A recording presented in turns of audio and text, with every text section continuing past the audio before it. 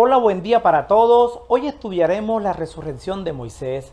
Antes de empezar, lo haremos con una palabra de oración. Oremos. Padre Santo y poderoso Dios, ayúdanos a hacer tu voluntad. Y permite, Señor, que así como resucitó Jesús de los muertos, si nosotros morimos, oh Señor, resucitaremos a una vida nueva. Lo pedimos en el nombre de Jesús. Amén. El versículo de memoria lo encontramos en Judas 9. Dice la palabra de Dios: pero cuando el arcángel Miguel contendía con el diablo, disputaba con él por el cuerpo de Moisés, no se atrevió a proferir juicio de maldición contra él, sino que dijo: el Señor te reprenda. Moisés, como el autor del libro de Deuteronomio, es el protagonista humano. Llevó una vida dedicada a Dios, mostró un carácter y estuvo lleno de muchos mensajes, aunque el tema principal es Dios mostrando su amor al pueblo de Israel. Pero nos damos cuenta que Dios utilizaba a Moisés para revelar ese amor. En este libro se acaba la historia para el gran profeta Moisés como siervo de Dios, al servicio de Israel. Moisés muere en esta tierra, pero con un funeral solitario ningún familiar lo acompaña. A Moisés le esperaba un final inesperado, pero Moisés es un siervo obediente. Ahora le toca separarse del pueblo, que tanto ha cuidado. Por ese pueblo había dado todo. Se desgastó, trabajó, oró y sufrió. Amaba a los israelitas con todo su corazón. Lo más importante era que Moisés dependía de Dios y confiaba en la misericordia de Dios. Moisés, durante su vida, mostró el carácter de Dios. Hablemos un poco del pecado de Moisés. Dios siempre proveyó para sus hijos lo que ellos necesitaban, aunque ellos no lo merecían. La gracia de Dios siempre fluye hacia la raza humana. Nosotros también recibimos las bendiciones de Dios por parte de su gracia. Aunque nosotros no lo merecemos, Dios les proporcionó abundante alimento en el desierto. Dios les calmaba la sed de manera milagrosa. Todos ellos dependían de Cristo, que es la fuente de agua viva. Miremos lo que dice la Biblia acerca de Moisés. Leamos Números. Capítulo 20, versículos 7 al 10, dice la palabra de Dios: y porque no había agua para la congregación, se juntaron contra Moisés y Aarón. Y habló Jehová a Moisés diciendo: toma la vara y reúne la congregación tú y Aarón tu hermano, y hablad a la peña a la vista de ellos. Y ella dará su agua, y le sacarás aguas de la peña, y darás de beber a la congregación y a sus bestias. Y reunieron Moisés y Aarón a la congregación delante de la peña, y les dijo: oíd ahora, rebeldes, os hemos de hacer salir aguas de esta peña. Estas son las palabras que Moisés pronuncia al pueblo. Moisés está frustrado. El pueblo veía señales, el pueblo veía prodigios. El pueblo vio la liberación milagrosa que Dios les extendió al sacarlo de la esclavitud egipcia. Ya estaban en los límites de la tierra prometida. Ocurrió una dificultad, faltaba agua, y empiezan a conspirar contra Moisés y Aarón. Moisés se airó y dijo: os haremos salir agua de la roca. Le dice al pueblo rebeldes. Reunieron a la congregación en armonía con la instrucción de Dios, tal como lo dice Números 28. Les llaman rebeldes, el mismo lenguaje que Dios había usado acerca de sus padres, tal como lo dice en Números capítulo 17, versículo 10. Pero en el caso de Moisés reflejaba ira personal más bien que celo para Dios, y allí estribó su pecado. Os hemos de hacer salir. Con estas palabras Moisés se exaltó a sí mismo y exaltó a Aarón, al paso que descartaba a Dios, como si ellos hubieran querido que pensara el pueblo que podían realizar un milagro por su propio poder. Moisés no le da la gloria a Dios. Él se hace como quien tiene el poder para sacar agua y brindarla al pueblo. Cuando nos airamos, nos olvidamos que a Dios solo le pertenece el poder para hacer las cosas. Solo Dios hace milagros. Moisés más que nadie lo sabía. Él era el portavoz de Dios. Así que antes de decir cosas cuando estés airado, es mejor que pienses ¿quién tiene el poder? Leamos Números, capítulo 20, versículos 12 y 13. Dice la palabra de Dios: y Jehová dijo a Moisés y a Aarón: por cuanto no creísteis en mí para santificarme delante de los hijos de Israel, por tanto no meteréis esta congregación en la tierra que les he dado. Estas son las aguas de las rencillas, por las cuales contendieron los hijos de Israel con Jehová, y él se santificó con ellos. Moisés hizo más que querer ocupar el lugar de Dios. Moisés llamó al pueblo rebeldes. Moisés también mostró falta de fe, algo difícil de esperar en un líder como Moisés. Dios le hizo un llamado personal. Lo llamó desde la zarza ardiente. De allí en adelante fue un líder con un buen testimonio y un buen ejemplo para los demás. ¿Qué dice Dios sobre este incidente? Leamos Deuteronomio, capítulo 34, versículo 4. Dice la palabra de Dios: y le dijo Jehová: esta es la tierra de que juré a Abraham, a Isaac y a Jacob, diciendo: a tu descendencia la daré. Te he permitido verla con tus ojos, mas no pasarás allá. Moisés mostró falta de fe en lo que el Señor había dicho, y no santificó a Dios ante los hijos de Israel. Si hubiese mantenido la calma, hubiese glorificado a Dios delante del pueblo. Y Moisés, como resultado, habría sido un ejemplo de fe y obediencia.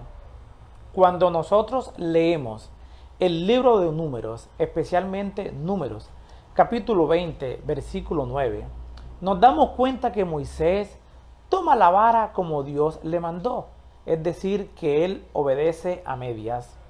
Pero en el siguiente versículo Dios le dice que le hable a la roca.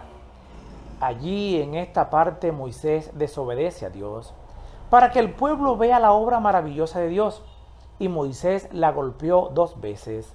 Por este acto de imprudencia Moisés se le niega la entrada de la tierra prometida, cuando él había estado esperando esto tanto tiempo. Debemos nosotros aprender para que sepamos escuchar la voz de Dios y obedecerla. Moisés, después de haber llegado tan lejos, termina muriendo, y no se cumple en él la promesa hecha a Abraham. Leamos Deuteronomio, capítulo 34, versículo 1 en adelante. Dice la palabra de Dios: subió Moisés de los campos de Moab al monte Nebo, a la cumbre del Pisga, que está enfrente de Jericó. Y le mostró Jehová toda la tierra de Galaad hasta Dan, y le dijo: esta es la tierra de que juré a Abraham, a Isaac y a Jacob, diciendo: a tu descendencia la daré. Te he permitido verla con tus ojos, mas no pasarás allá. Y murió allí Moisés, siervo de Jehová, en la tierra de Moab, conforme al dicho de Jehová.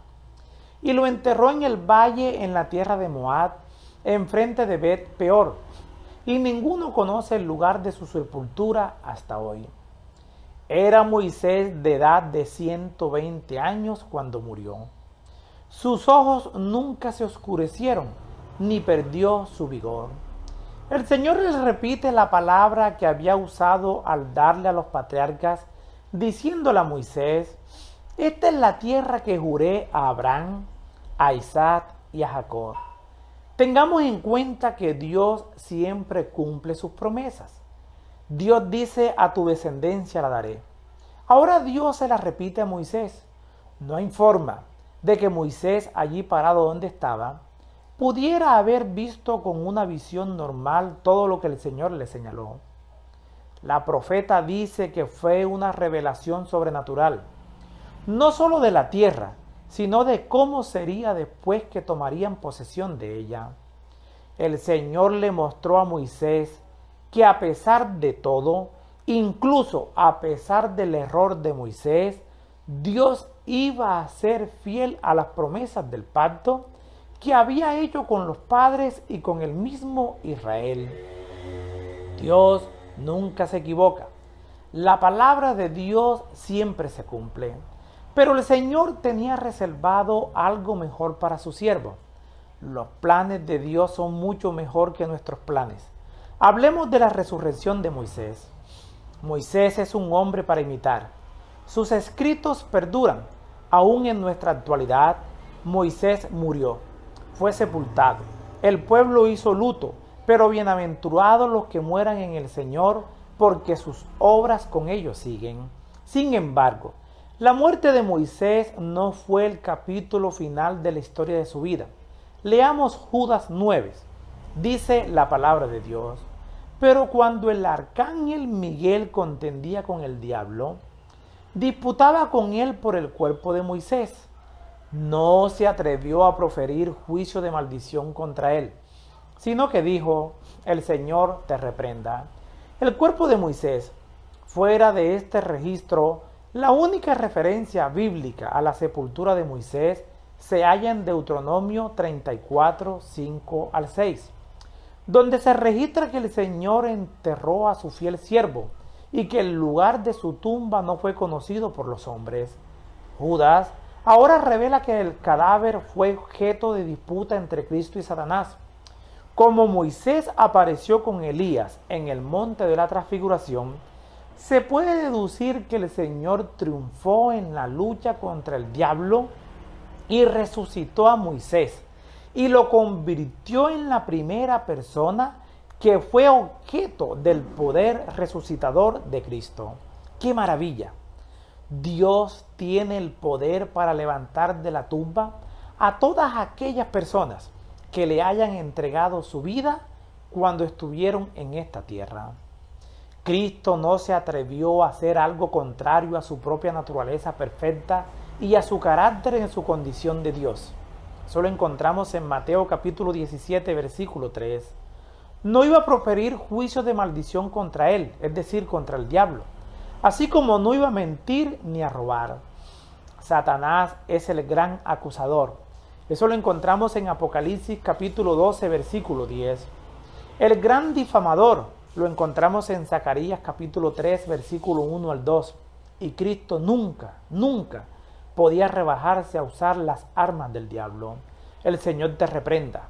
Donde el Señor reprende al diablo, Zacarías 3:2. No puede haber una condenación mayor que ser reprobado por el Señor. Moisés había cometido pecado y cayó en el dominio de Satanás al no darle la gloria a Dios, pero fue resucitado por Jesús para darle vida eterna, porque Cristo es nuestro Redentor. Moisés salió de la tumba glorificado y ascendió con su libertador a la ciudad de Dios. A veces pensamos que al no entrar Moisés a la tierra prometida parece un castigo, pero él no entró, fue a la Canaán terrenal, que al final se convirtió en una tierra de guerra y sufrimiento. Pero Jerusalén celestial es ahora el hogar de Moisés, una morada mucho mejor y segura. Moisés es un ejemplo seguro de la resurrección de los muertos. Enoc fue llevado al cielo sin conocer la muerte. Elías también fue llevado vivo al cielo sin conocer la muerte. Pero Moisés fue el primero en resucitar a la vida eterna. No importa cuánto tiempo duró Jesús muerto, si 3 horas, 3 días o 300 años. Al final, él estaba dormido y no sabe cuánto tiempo pasó. Lo mismo pasará para todos aquellos que amen y esperen al Señor. Cerramos los ojos al morir y lo siguiente que vemos será la segunda venida de Jesús si lo aceptaste, o recibirás el juicio final si lo rechazaste. Leamos 1 Corintios capítulo 15 versículo 13 en adelante. Dice la palabra de Dios: porque si no hay resurrección de muertos, tampoco Cristo resucitó. Y si Cristo no resucitó, vana es entonces nuestra predicación, vana es también vuestra fe. Mas ahora Cristo ha resucitado de los muertos, primicia de los que durmieron es hecho. Porque por cuanto la muerte entró por un hombre, también por un hombre la resurrección de los muertos. Porque así como en Adán todos mueren, también en Cristo todos serán vivificados. Y es palabra de Dios. Sin la esperanza de la resurrección, no tenemos ninguna esperanza. La resurrección de Cristo es la garantía de la nuestra. Cristo murió y resucitó de entre los muertos, y a causa de su resurrección tenemos la garantía de la nuestra.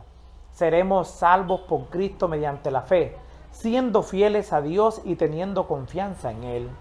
En todo el libro de Deuteronomio encontramos a Moisés llamando al pueblo a una fidelidad a Dios. Dios hoy también te hace el mismo llamado. Acude a Él, séle fiel, seamos fiel, y Dios nos dará la vida eterna. Si mueres en esta tierra, la muerte no tiene la última palabra. Cuando Cristo Jesús venga por segunda vez, te levantará del polvo y te llevará a las mansiones celestiales. Les habló Flavio Martínez. Que la paz de Dios les acompañe en este día.